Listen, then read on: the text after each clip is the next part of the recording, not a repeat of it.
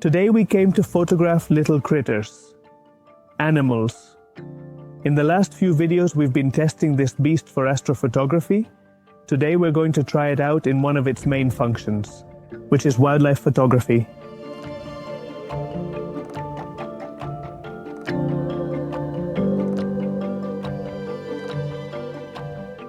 Well, yes, I came to the park. The Hondo de Elche, which is closer to the town of Crevillente, but belongs to Elche, is a pretty interesting wetland area in the region.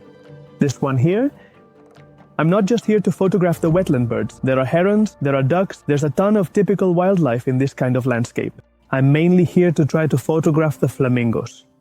And normally, flamingos, which are a type of bird that nests a lot in this area, they are animals that tend to be quite far from the bird watching spots. Well, with the 100-400 plus the APS-C sensor that I usually use, it's not easy at all to photograph them in any detail, because those 600 millimeters of equivalent focal length I get from that 400 plus, the crop factor even so is not enough to capture them in any detail.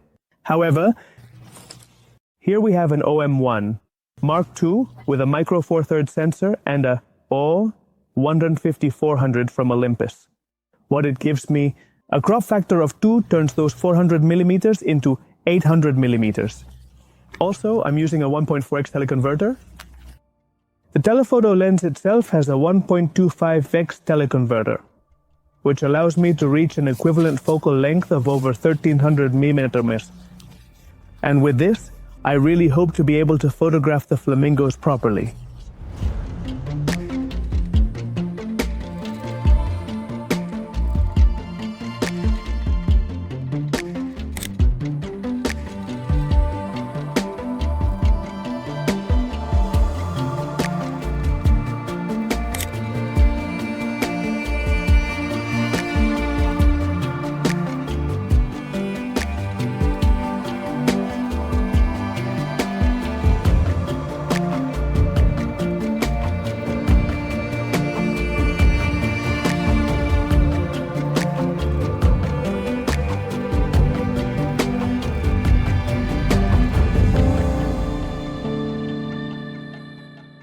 This is one of the most iconic ponds here in the Hondo.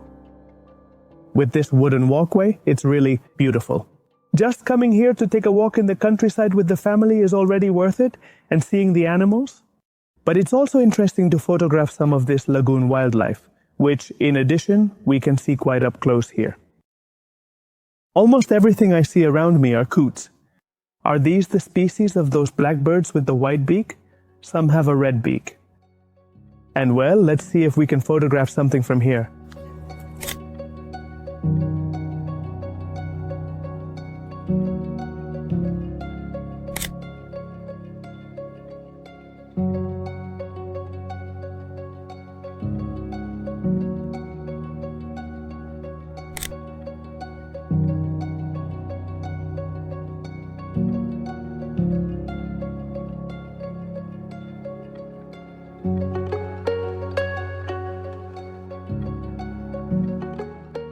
Well, that's enough.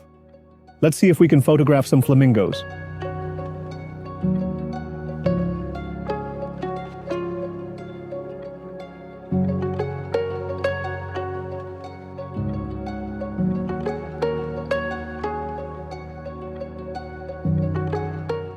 In this lagoon, we have a group of flamingos, and it's a bit like what I mentioned at the beginning of the video. These animals usually look for larger lagoons and tend to position themselves in the center of the lagoon, which means they are often quite far away. In fact, I can see them. I can perfectly identify that they are flamingos, but they are very far away. I'm going to try for now to shoot only with the converter of the lens itself. At 125. Let's see, more or less. What we have isn't bad at all. The magnification that the lens gives us, with the 1.25x converter, it really allows us to take photographs, not in detail of each individual, but of groups together. The truth is, it's not bad at all, but I really feel like I need a bit more. Let's mount the 1.4 converter, and let's see if we can get closer to that little group of flamingos.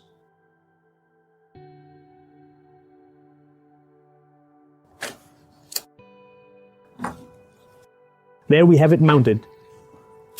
And let's go over there. Well, now the truth is that I can capture much more detailed photographs. Wow, the converter gives us a very contrasted image.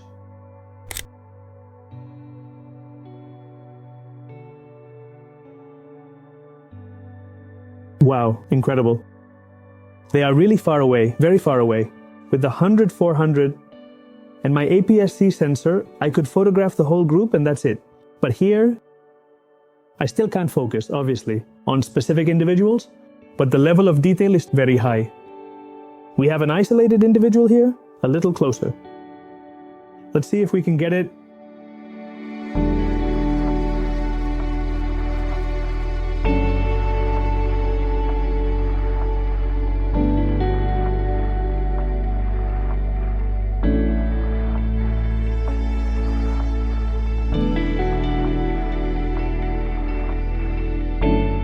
There are 3 individuals, specifically, and they just came out from behind the reeds.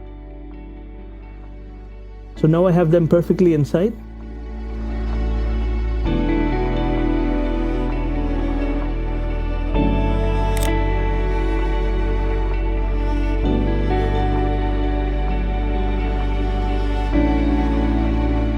Spectacular.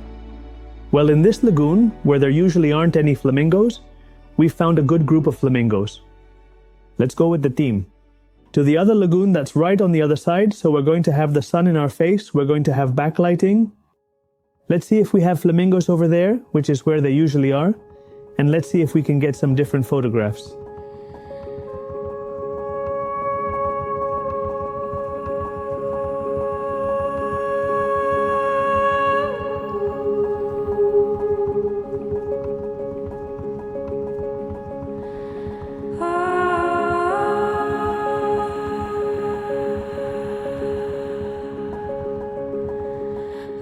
Well, this is the observatory where I usually come to watch the flamingos. I have to say that they usually are closer, but today they are especially far away. Today they are right on the other side of the lagoon. And also, this lagoon is not small. It's a pretty large lagoon. If we're lucky, they'll position themselves more or less around this area, close to this islet right in front of us.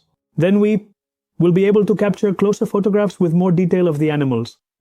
But if it happens to us, like today, that they are positioned right on the other side of the lagoon, well, I have to tell you that not even with a 150-600 millimeters, maybe with a doubler, you could do something, but it's complicated. We're going to need really long focal lengths. I even think they're so far away that not even for this lens it's going to be close enough, but it's going to be close enough. But let's see. Well, not bad, right? Not bad. They're quite far away, but even so, with the 400 millimeters plus the lens doubler plus the converter, also at 1.4x, that I have set up, we can get more or less detailed photographs of the various different groups of flamingos.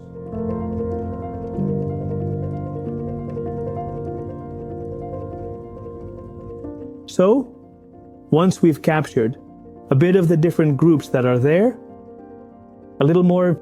Can it be done in a situation like this? Well, the photography session is over. Some conclusions after trying out this beast that I'm going to have to return to Ohm System soon. From here, my thanks, as always, for allowing me to try out this equipment. I think small sensors are often generally underestimated. It seems like everything in this world is full frame, full format, but especially in this type of photography. In sports photography, also wildlife photography, well, small sensors have a lot to offer. And the results we obtained in this session are clear to see. So I have to say that I must admit that I'm increasingly becoming more and more a fan of cropped sensors. I hope you enjoyed this video as much as I enjoyed making it, and I'll see you next week with more nature and photography here on Natural Portraits. Goodbye.